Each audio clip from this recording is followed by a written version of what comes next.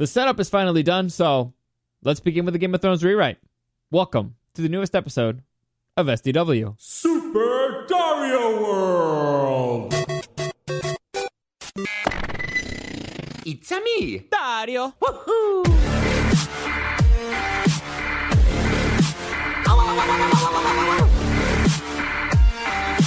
Let's go! Okay, so for those of you who are new to the Game of Thrones rewrite, I highly recommend that you listen to my 3 previous episodes where I set up the world.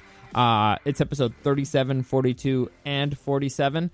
And what I do pretty much is just I reset the world of Game of Thrones. So the Game of Thrones rewrite is actually going to be a rewrite of Season 7 and Seasons 8. But I wanted to do a few minor changes in the universe before leading up to that point so that it would make more sense. I have a lot of issues with the show, and a lot of things don't make sense. But that's it. I pretty much go back and listen to those episodes, and just so that you know how I set everything up. And just to confirm, I will be doing a video episode of those. It's going to be really crappily edited, but I'm at least going to put an image of the things that I'm talking about because I know it's hard to follow. I know it's a hard show to follow.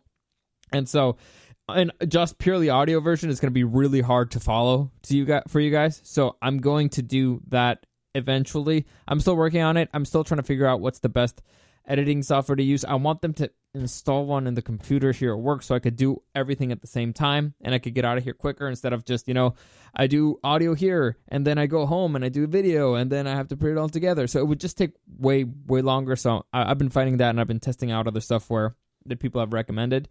But this one will have a video. This one will have actually me. You'll get to see my face. So I'll put a little block there in the corner so you can see my face because apparently people like seeing my reactions to stuff. I don't know why, but whatever. I mean, I don't see myself when I talk. I don't feel like I need to see myself when I talk, but whatever. Doesn't matter. So this one will have a video. I do not know when I'm going to post it yet because I want to finish editing the other 3 before that.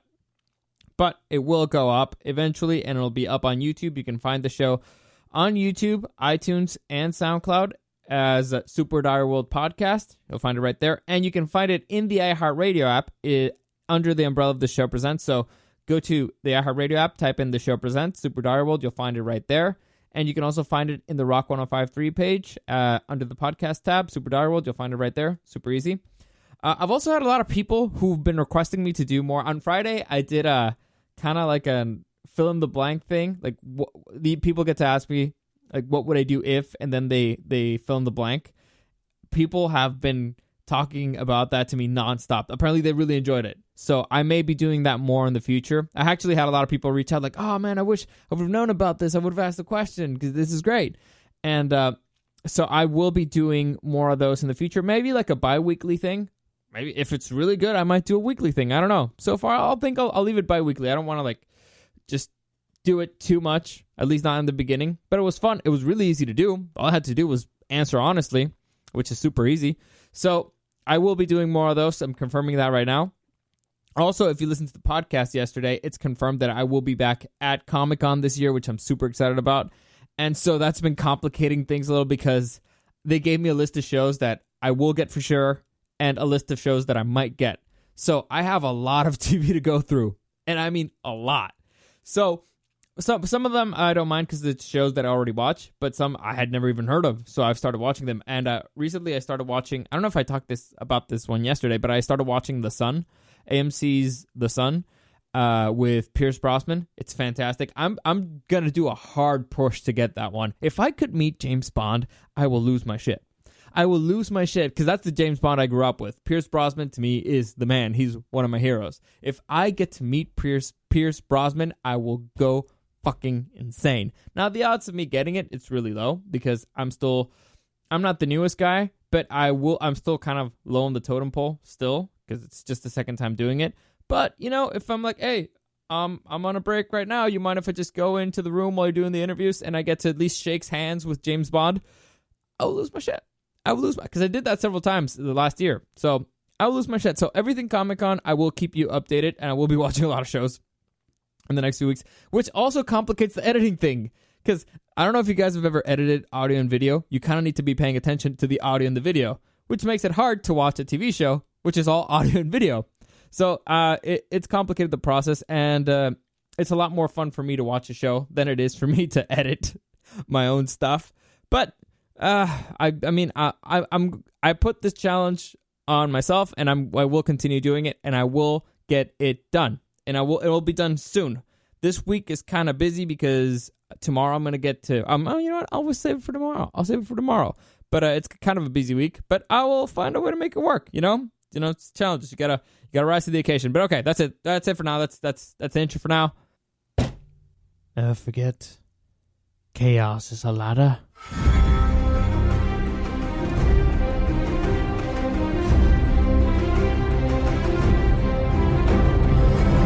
Okay, so let me do a quick little recap about where everybody is so it makes a little bit more sense for everybody. And also let me just clarify how this is going to work. So how this season is going to work is I will tell you what one storyline is doing, and then when it reaches the point when it interacts with another one, I may be jumping back in time.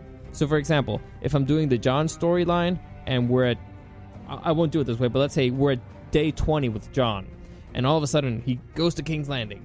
And so I would have to jump back a few days to tell you what happened in King's Landing before he got there. So I might even go back all the way to day 1 for King's Landing so that things make sense. So that's how it's going to go. There will be a few jumps in time, but hopefully that won't be too confusing. I will be trying to make this as simple as possible. And again, like I said, when I do the visuals, it'll be way easier. So just be a little bit patient with me. The visual version will come.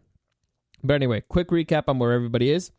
Jon Snow, we left him, like where we left everybody.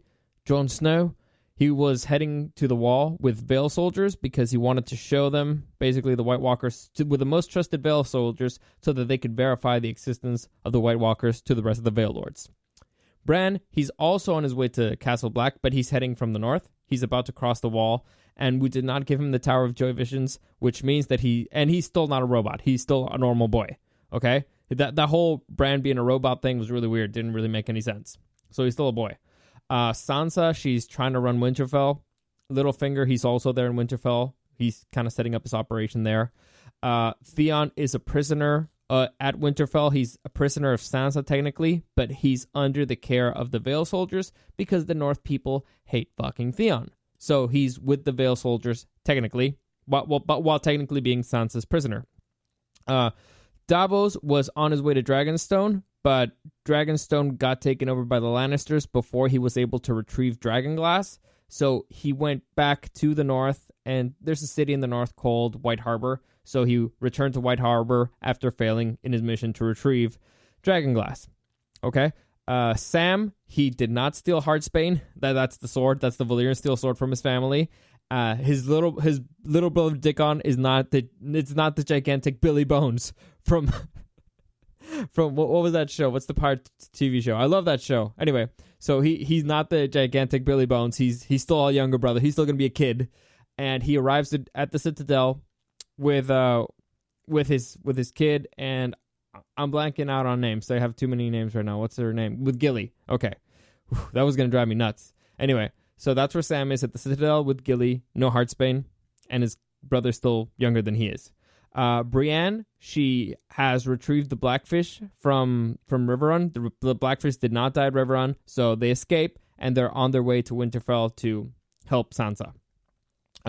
Cersei found a way of making the bombing seem like Daenerys' fault, like it was an attack, like a preemptive attack, because rumors started spreading that Daenerys' army is about to cross the Narrow Sea, and so she made it look like it was a preemptive attack of, cutting the head out of the snake before she even had to set foot on Westeros. So that's the rumor that she's trying to spread, and also her pyromancers found a way to stop all because she did the bombing at the church. I forget the name. The Great Sept. She did the bombing of the Great Sept.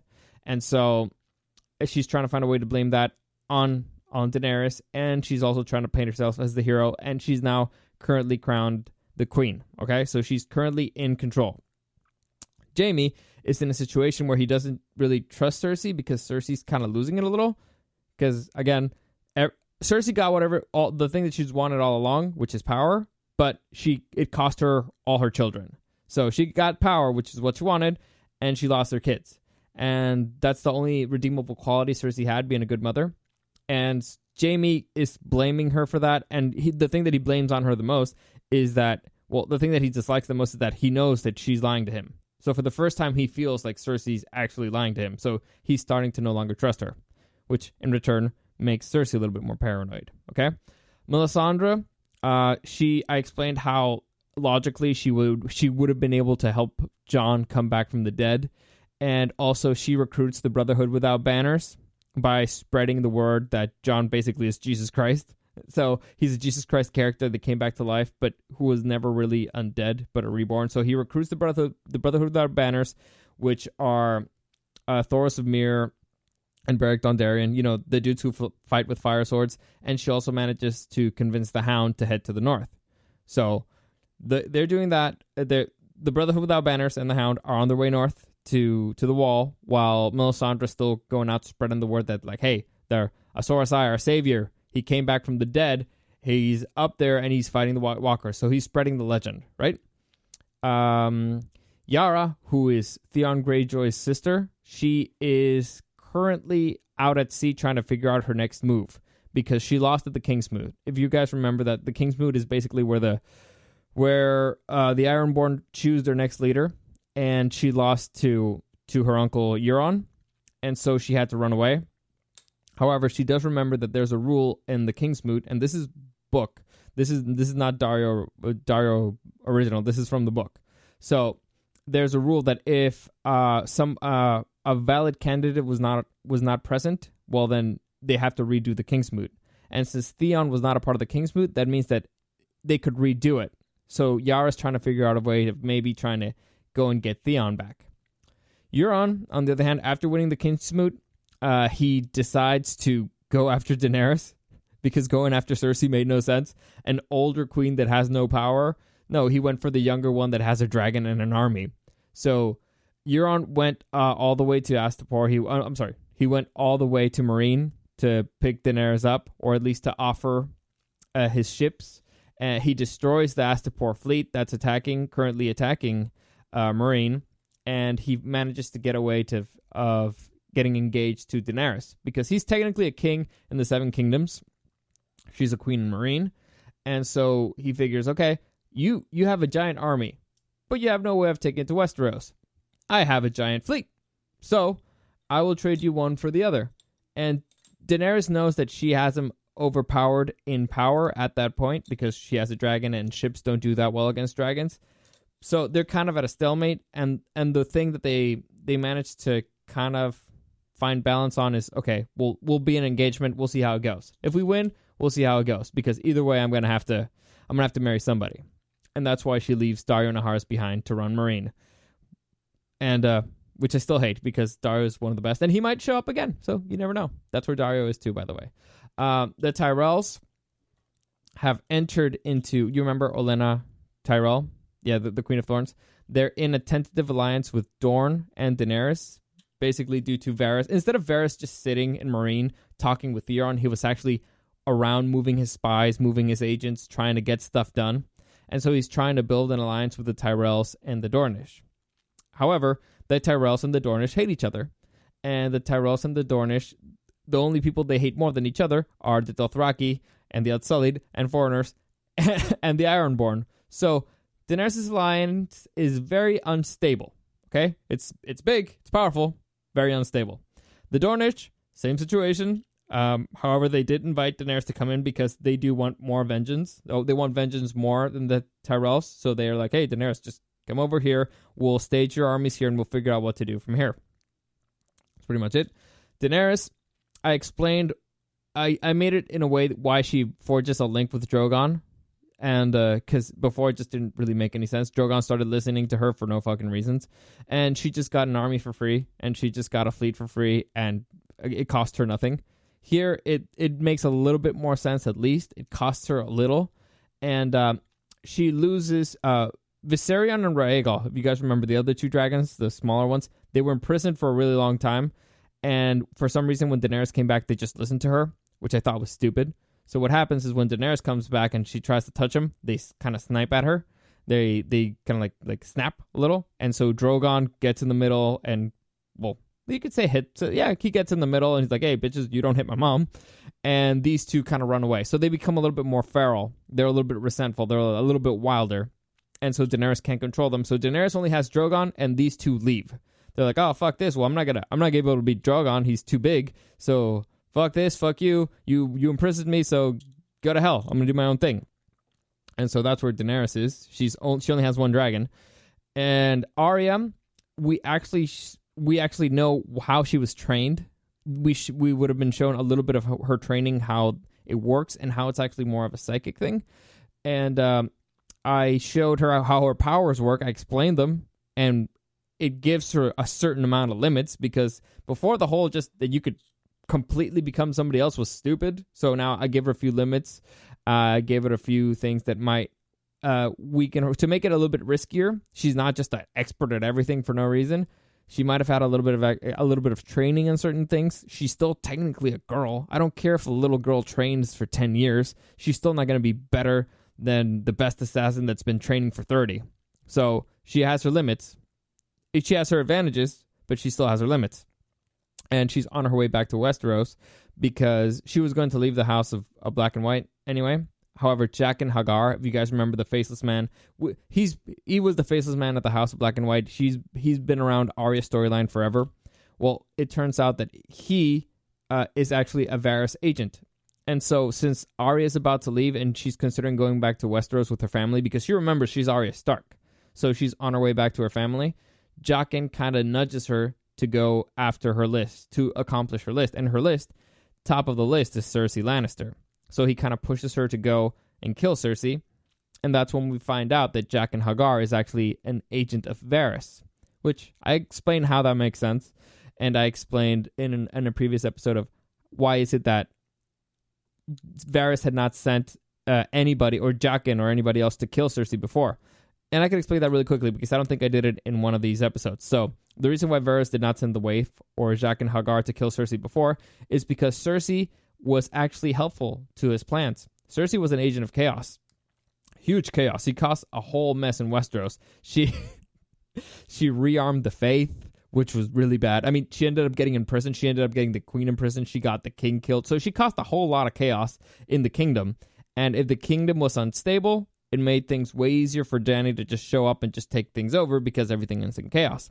However, now she's the head of the table. She's the head of the snake. She's the one in power. So it is advantageous for Varys for her to die now.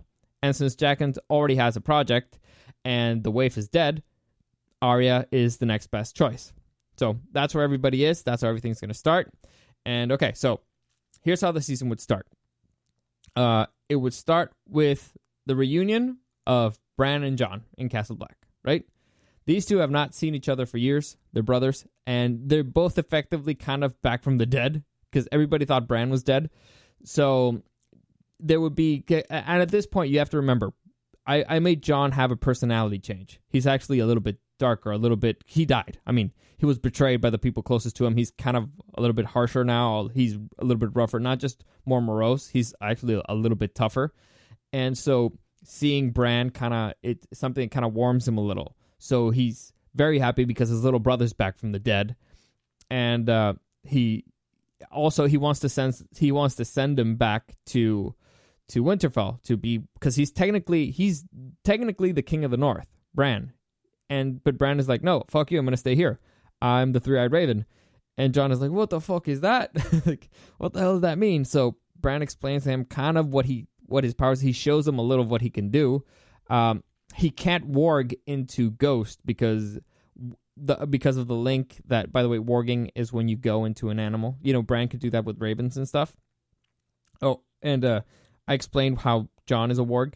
Anyway, so he can't go into Ghost because Ghost is already bonded with Jon. They already have that link. But he can go into a whole bunch of other. He can go pretty much into everything else. So Bran kind of explains to him a little, and he's like, I can help you. I know what the enemy is, and I can, warg into ravens. We can scout it. You have a plan to go out there and just, wander around? I can scout. I can go into ravens and scout. I could help you here. I can be useful here.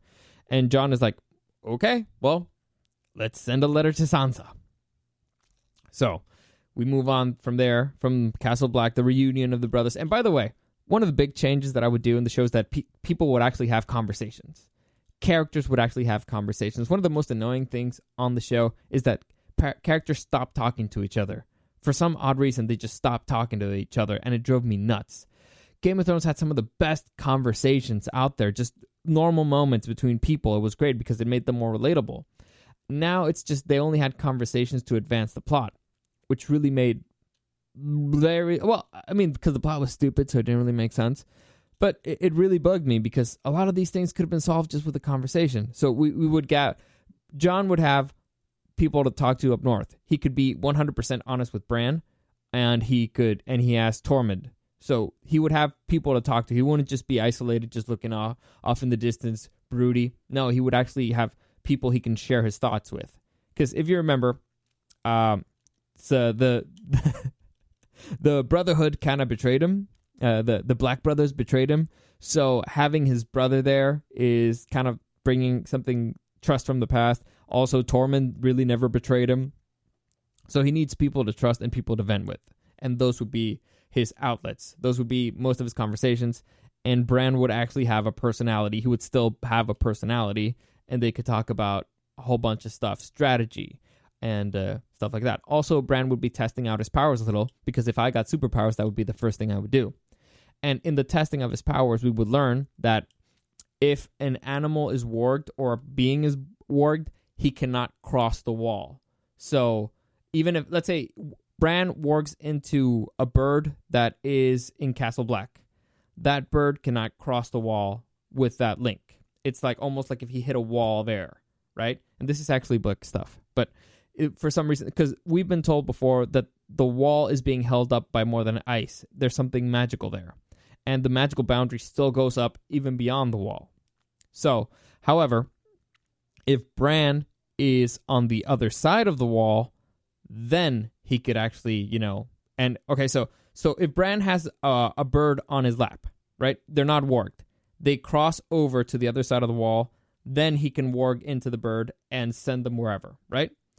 Another way that Bran could warg into beings on the other side of the wall is through the weirwood net. Now, if you guys remember, Winterfell has white weirwood trees, the white weirwood trees, and so supposedly those things are connected to each other. So if Bran is in contact with a weirwood tree, he's in contact with a weirwood net, which means that he would have contact with every single thing kind of near where there's a weirwood around, which would allow him to spread his power a little bit more, even under the wall, because, they're connected by the roots. They're not really connected by the roots, but they're magically connected by the roots underneath. So those are like kind of the loopholes, and that's how that's how the original Three-Eyed Raven did it. So that's how Bran kind of starts testing that out. He remembers certain things that the Three-Eyed Raven taught him. But anyway, so that's what they're going to be doing at the wall. They're going to be planning for the scouting mission across the wall, and Bran's going to be testing out his powers. So, also, by the way, the Vale Lords, seeing Bran be able to do that, kind of really convinces them a little that, okay, there's a little bit of magic here. I can believe you. A little. Still not completely. We still have a mission to complete. Anyway, then they send a letter to Sansa being like, hey, Bran's alive. And so, the story with Sansa would begin with Littlefinger kind of getting a whole bunch of letters from a whole bunch of places. Writers, ravens, everywhere, because as Littlefinger knows that information is power. So Sansa would kind of request information from Littlefinger. She'd be like, hey, I need you to teach, because she's trying to run Winterfell, and she's trying to do like the basic stuff, like shelter, food, wood for fires, because winter's coming. They need all that stuff. They need food and shelter, pretty much. Water. Well, water, they can get it from the snow, but they need all that stuff. So she's trying to acquire that. She's trying to acquire a little bit of funds, check to see what lord is going to get what castle and all that stuff, because she believes that if she spreads out some of the Vale Lords, the minor Vale Lords, and she gives them castles in the north, then they will stay there and they'll bring their soldiers because they have to defend their lands, which will give them more soldiers to defend against the White Walkers, because they have a vested interest in staying there. Anyway, so Littlefinger is kind of going through a whole bunch of mail, and Sansa is like, hey, well, like, what's all this stuff? Like, put me up to date. What the hell is going on? And pretty much Littlefinger says that, okay, like I'll share all my information with you, but you need to understand that there's information that you don't want to know. Or, more importantly, there's information that once you do know, there's no turning back. So you need to decide. You need to decide, Lady Sansa. There's no turning back. Once you become a player in the game, there's no turning back. And the game is deadly. So Sansa ponders this for a minute. Like, does she want to be a player in the game? Because once she starts, she's no longer a girl. There's no out. Once she's in, and she decides, okay, I'm in. So Littlefinger decides to share all her letters with her. And he starts with a very important one, which is a letter from Davos, in which she tells them, like, hey, I went to Dragonstone and I was going to try to smuggle everything because the Lannisters were blockading Dragonstone, so I was going to smuggle a ship in, and we were going to try to get as much as we could out of there, because technically Dragonstone is still being held by Stannis' men. However, since the Lannisters decided to do a siege attack, not just a blockade, a siege, then the plan it's no longer going to work. There's no way that they can do it if the island is being held by Lannisters. So Davos was reporting that the mission failed, and now he wants to know what they want him to do. He's in White Harbor waiting for his next order. And so Sansa reads that, and then Littlefinger gives her the letter from Jon and from Bran, basically. And Sansa's like, holy shit, Bran's alive. Bran, okay. And so she's considering, she's like, okay, well, we need Bran here. Send Bran here. He's the heir of Winterfell. He's the heir of the North. He's the king of the North.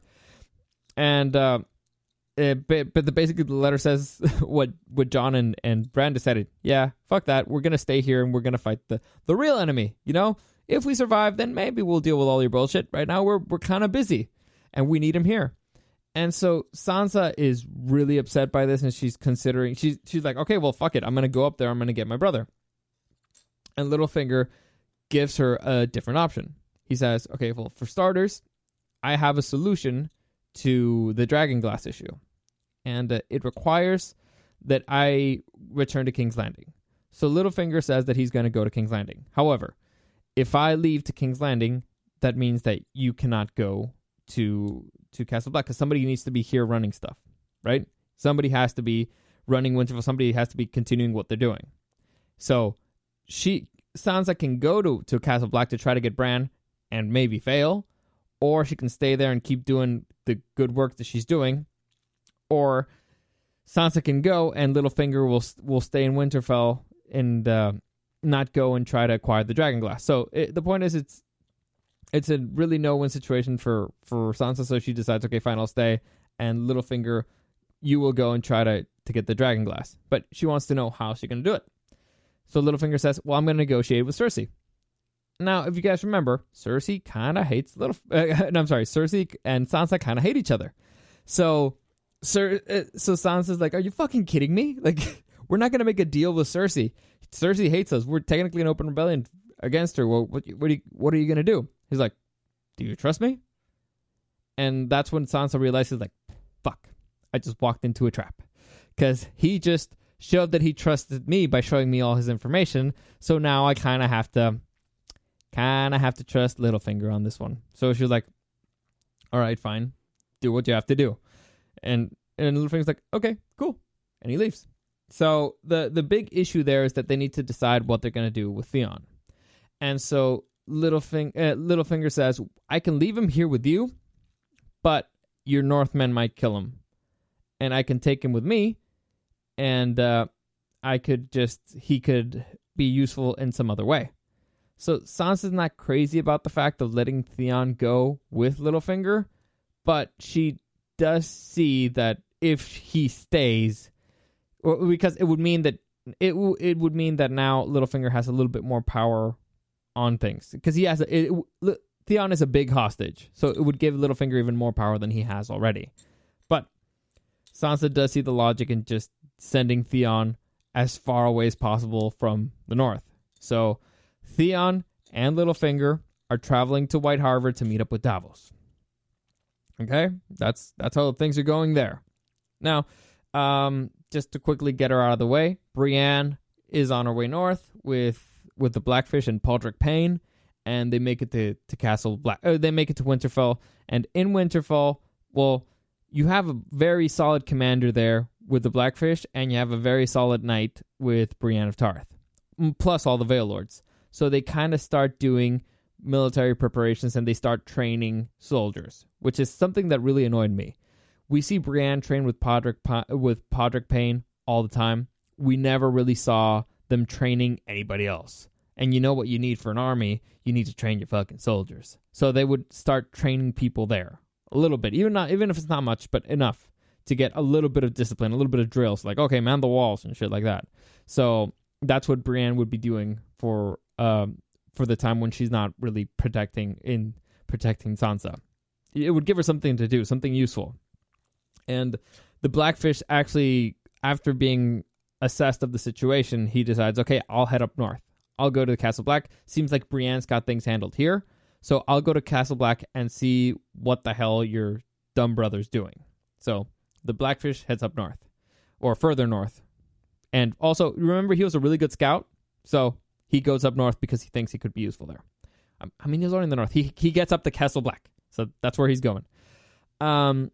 So now we have the King's Landing story. So in King's Landing, Arya arrives, and she, instead of going to the Freys, which is really, really out of her way, she goes to King's Landing, and she decides, okay, I'll go after Cersei first, because that's the hardest one, right? But she also has the advantage that nobody's really looking out for her. Nobody is worried about her. Nobody is anything about Arya. So Arya decides that she's going to go and hit the big kahuna herself first. Now, she finds we'll see how she infiltrates the castle, who she takes over, whose lives she has. She'll run to a few close calls of people almost recognizing her, but for different reasons. So we'll have that Arya, and she finally discovers the secret tunnel, so she finds a way to move around the castle a little bit, right? It's still hard because it's a fucking labyrinth. The castle is a labyrinth. And so finding the right exit for Cersei requires patience. Fortunately, Arya's had a few years of patience, so she's learned to deal with that a little. She's setting up her plan. She's setting up her kill. In the meantime, Cersei is playing Penelope from the Odyssey. Now, for those of you who didn't read the Odyssey, it's how can I explain this? Pretty much, Odysseus. He's a man. If you guys remember the Iliad or Troy, or you know the story of the Trojan horse, of how the Greeks built a gift to the gods, which is a giant Trojan horse, and they hid soldiers in it, and so the Trojans brought the horse into the city, and the soldiers escaped, and basically that's how they took over Troy. So the man who thought of that plan was Odysseus, and so he pissed off the god Poseidon, and so Poseidon is like, screw you, you will never see home again, because you're too smart and too cocky, and you pissed me off, so you'll never see home again. So Odysseus, the king of Ithaca, I believe it's Ithaca, if I'm not mistaken, on his journey back home, he has to cross the sea, and who's the god of the oceans? Poseidon, and he gets sent on a really, really, really long adventure. It's like a 20-year-long adventure. Anyway, he's not really relevant for this right now. Back in Ithaca, he had a wife named Penelope. She was the queen of Ithaca. And so for 20 years, Penelope has to figure out and who becomes, after it looks like Odysseus is not going to be returning from Troy, Penelope has to figure out a way to push off all of her suitors. Because right at that point, she's the most desirable woman in Ithaca. And because whoever gets her becomes king, pretty much, right? So Penelope has to figure out a way of keeping her suitors at bay. And what she thinks of is she creates a weave, and she says, okay, I'm going to be weaving, and once I finish creating this weave, I will, it's like a blanket. That's pretty much it. And I believe it's in honor of her father's death. Don't quote me on that. Anyway, her father died, and she's weaving something. And so she says, okay, when I'm done with this weave, I will choose my next husband. So what she does is during the day she weaves, and during the night she unravels everything she's done. So that's her way of keeping of making time and keeping all her suitors at bay. Anyway, so Cersei's doing something similar. She's the most desirable female in Westeros because whoever gets her, kingship comes with her pretty much. So, or at least a lordship. Or, yeah, pretty much. Lordship, yeah. I think you would become king. Anyway, so Cersei, as a way of pushing all that back, she says that she's weeping. She's in mourning for her son's death. Like, she's lost all her children, and she's in mourning. When she's done with her mourning, she will decide. Also, when she's done with the war, because rumors say that Daenerys Targaryen will be invading their shores.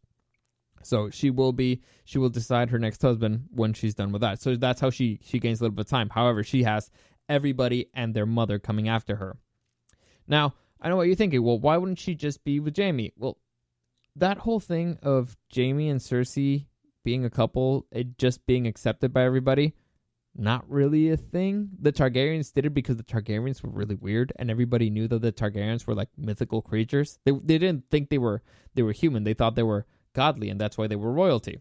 So the Lannisters pulling off the same thing on the back of them. Also, it would show that they've been together for a really long time. So if they show that they're lovers, then the whole claim of their children, of Robert's children being bastards and the Lannisters being taken over less. So there, it would leave too many questions up, because people would be like, wait, but you've been together forever, and you've also been lovers forever, and there was a whole rumor thing about your kids being kind of born of incest, and so wait, so you've been lying this whole time, so you're a liar, so we can't trust you, and so you've been betrayed. You betrayed the king, you betrayed the Baratheons. Oh my God! So it would give too many causes for revolt, or too many causes for people to be like, you know what, can't trust these dudes. So it would not look good. So Cersei knows she can't pick Jaime, right?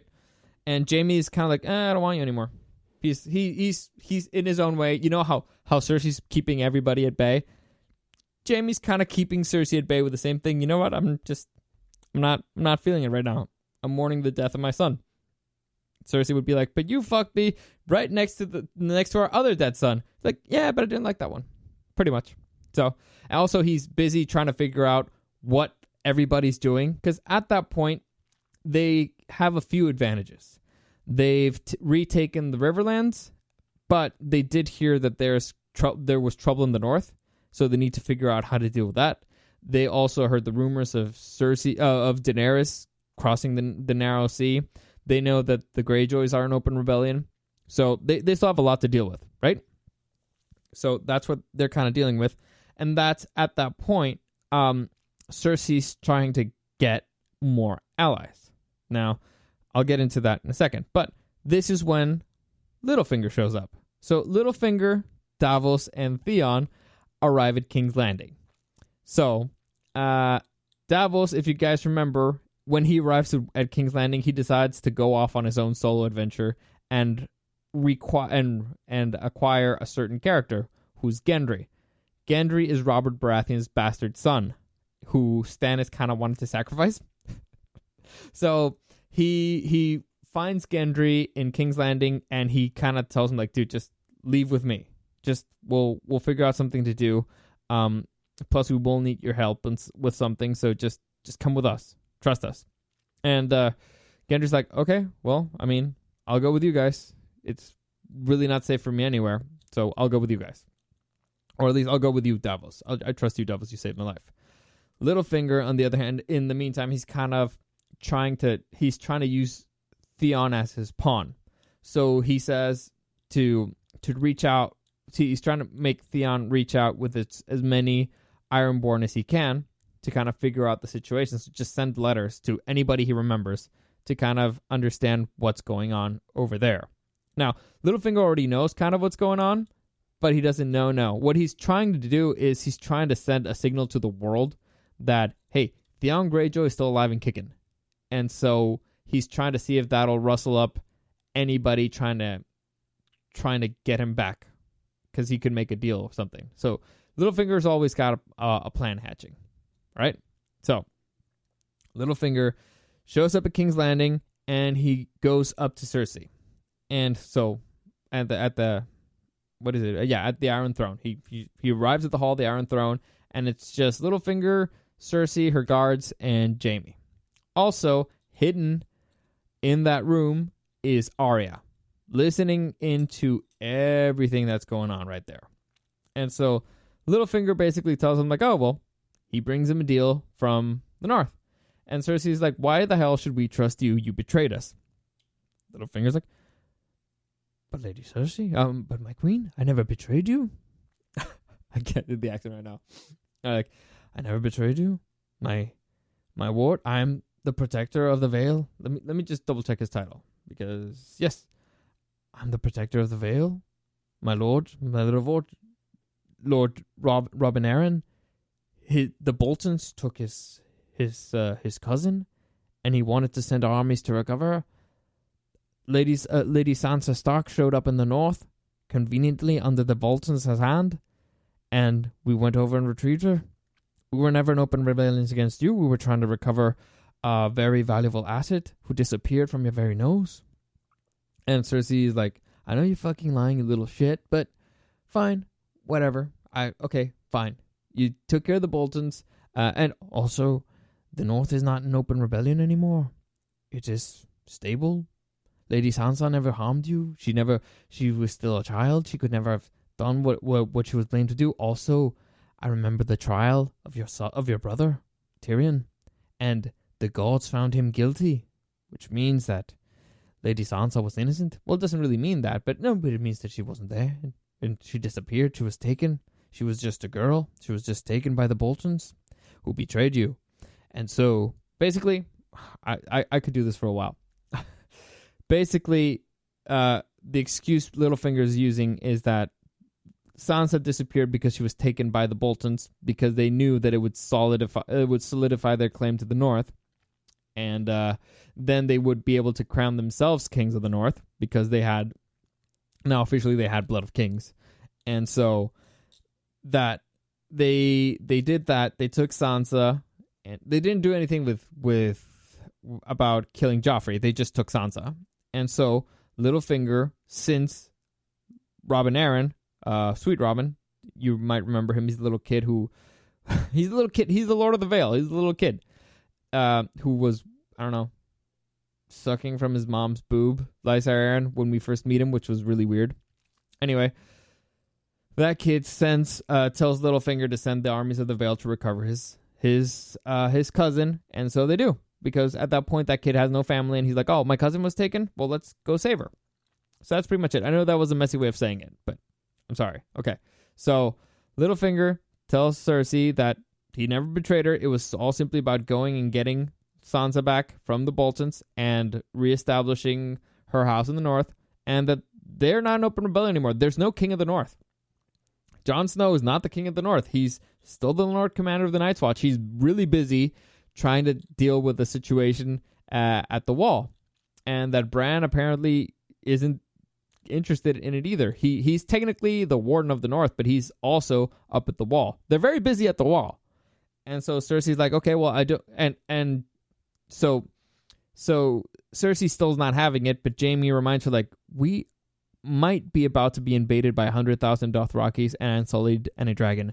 We do not have time to deal with the war against the Vale and the North right now. We just don't. Let's just let him be for now. So Cersei begrudgingly is like, okay, fine. I'll believe you for now. I'll pretend to believe you. And so Littlefinger then offers another solution. He says the reason why he's there is that they need Dragonstone. And I don't mean the castle, they need dragon glass from Dragonstone. And Cersei's like, why the fuck would you need dragon glass? It's not worthless, but it's not that valuable, and why would you need it? And especially in winter, you'll be starving, you need food, you don't need dragon glass. Littlefinger says that that's what Jon Snow says they need. And by that point, remember that the legends of Jon Snow have been spreading. So Cersei might have gotten rumors of it, and at this point she's kind of eerie about religions and stuff like that. But so she's like, what the fuck does he want with that? She's like, he thinks that's the one thing that's going to kill the White Walkers coming. And Cersei's like, bull fucking shit. Like, bullshit. Are you kidding me? Like, what are you trying to sell? What are you trying to pull? And Littlefinger says, like, that's what they sent me for. And we're going to offer you something huge in return. So in exchange for peace in the North, just leave the North be. Everything's cool. We're cool with each other. Jon Snow has no reason to hate you, at least not for now. And so, to which Jaime kind of scoffs a little. To like, well, he has a few reasons, and Littlefinger's like, oh, like what? Oh, no, I'm sorry. No. That would not be Jaime. That would be Theon. Theon would be like, well, he has a few reasons to hate you. And Littlefinger would be like, what? Well, she killed Ned Stark. Right? So Cersei's the one who killed his father. So that might be a reason why he might hate her. But to which Littlefinger and Cersei replied, yeah, it wasn't Cersei. Cersei did not kill Ned Stark. It was Joffrey. In fact, it was really inconvenient for Cersei that Ned Stark died. Cersei tried to get Ned Stark sent to the Wall. She wanted Ned Stark alive because she knew that if Ned Stark died, war would happen. So she wanted Ned Stark alive and on the Wall, and she knew that nothing like peace would ensue. She would have won. She thought she'd already beat Ned Stark. She didn't need to kill him. She needed him alive. The death of Ned Stark is probably one of the worst things to happen to Cersei. But Joffrey was kind of a wild child, and he decided to go rogue. Now, remember that Arya is listening to this conversation, okay? She's hiding, and she's listening, and for the first time, she's like, the fuck? Cersei did not kill my dad? So that kind of throws her off a little. So Littlefinger and Cersei keep talking like, okay, listen, you have your enemy that's coming from across the Narrow Sea. The Dothraki. You have the Dragon Queen to worry about. Jon Snow has enemy coming in from the north, the undead, the White Walkers, the enemies of legend. One's facing dragons, the other one's facing zombies. The best thing you could do right now is maybe not ally yourself, but at least be like, you know what? Peace for now. Okay? I got bigger enemies to deal with right now. And if you help each other, cool. So Cersei's like, okay, well, if Lord Jon Snow will not be bringing any of his men to help fight, because I'm assuming he needs them for the north, then how can the Starks help me? And that's when Littlefinger offers... I forgot the name. I'm sorry. Okay. That's when Littlefinger offers Storm's End. Now, if you guys remember, House Baratheon, the castle, the head of the Storm's Land, the most important castle in the Storm's Land is called Storm's End. And Storm's End was last being held by Stannis Baratheon.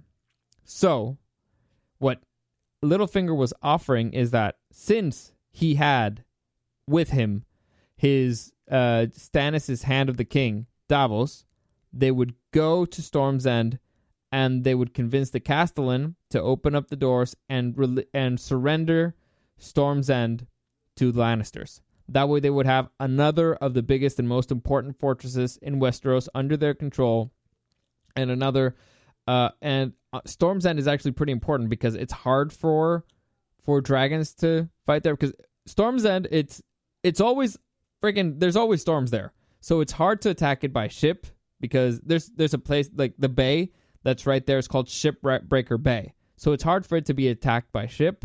And also if there's storms going on, if there's lightning going on, it's hard for dragons to attack it. So it's a very important stronghold in the world of A Song of Ice and Fire.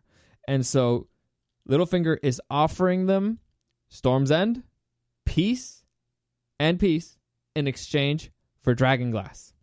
And he gets to pick the next Castellan.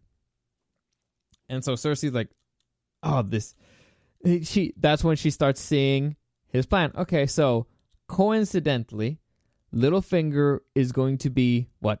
The Lord Protector of the Vale. He is technically the Lord Paramount of the Trident, meaning that he's the Lord of the Riverlands. Because if you guys remember, Littlefinger was given Harrenhal and the Riverlands. So he's the Lord Paramount of the Trident, right?